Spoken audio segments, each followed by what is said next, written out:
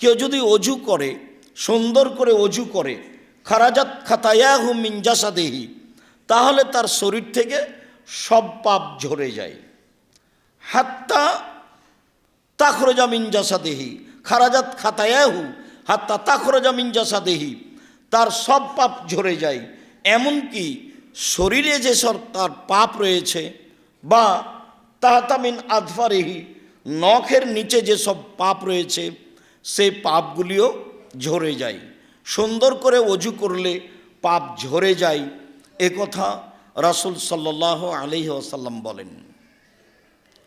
উসমান রাদিয়াল্লাহু তাআলা আনহু বলেন, রাসূল সাল্লাল্লাহু আলাইহি ওয়াসাল্লাম বলেছেন, মামিন মুসলিমিন তাহাজুরহু সালাতুন মাকতুবাতুন, যে কোনো পুরুষ নারী এমন অবস্থায় হলো যে তার নিকটে ফরজ সালাত চলে এসেছে।